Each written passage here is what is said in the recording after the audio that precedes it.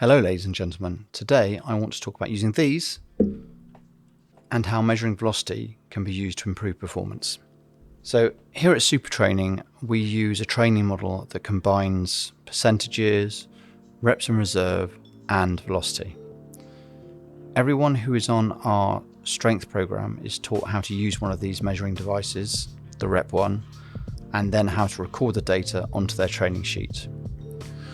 Now, we don't use velocity for every exercise, but it does play a fundamental role in how we achieve such a high percentage of personal bests with our athletes within just the first month of them training with us.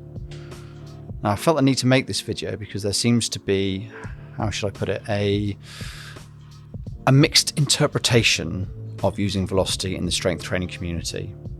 And I want to try and clear up some of the misunderstandings which lead to this. Velocity in strength training then. So let's start with some basic physics. To lift a weight, we have to exert a force on that weight that is greater than the force of gravity. That makes sense, that's common sense. Newton's second law of motion addresses the exact argument and is as follows. The acceleration of an object as produced by a net force is directly proportional to the magnitude of the net force in the same direction as the net force and inversely proportional to the mass of the object. So that's a lot of words and a lot of mentions of net force. So we can put it more simply like this. How quickly something moves is directly proportional to the size of the overall force if the mass is constant. That's better, but we can make it even more simple, like this. The faster we move a given weight, the greater the force we are applying. And that's the crux of Newton's second law as it pertains to lifting weights. And so if we think Isaac Newton was right, and I think we do, then we can conclude that velocity and strength are closely related. The typical counter-argument that I hear about this point goes something like this. But you're talking about bar speed, max bar speed, that's all you care about, that's better for Olympic lifting, that's no good for powerlifting. You get fast, but you won't get stronger.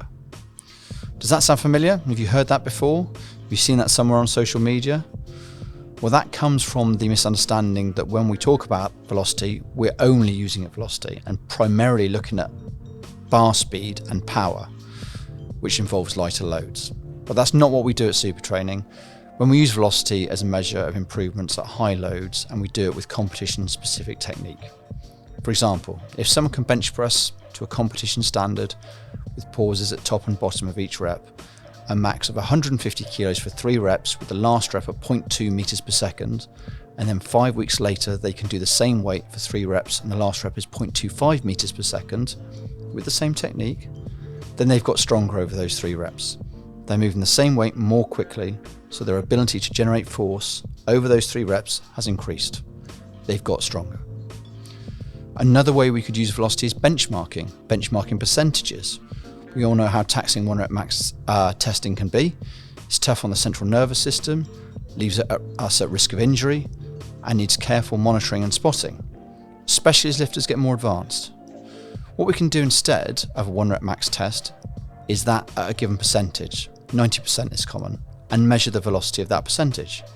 Practical example would be that a lifter just tested their 1 rep max in January. They managed 200 kilos with acceptable technique, which is what we monitor as well. After the single at 200 kilos, we get them to do 3 singles on 90%, 180 kilos, and record the average over those 3 singles, again with monitored technique. This average speed is then a benchmark for 180. The 200 in January, now it's March. The last 4 weeks have been focused on the squat, and we don't want them maxing out on the deadlift, but we would like to know where their strength level is.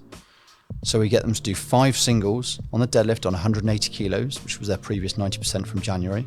We ignore the slowest and the fastest, and then take the average of those other 3 reps.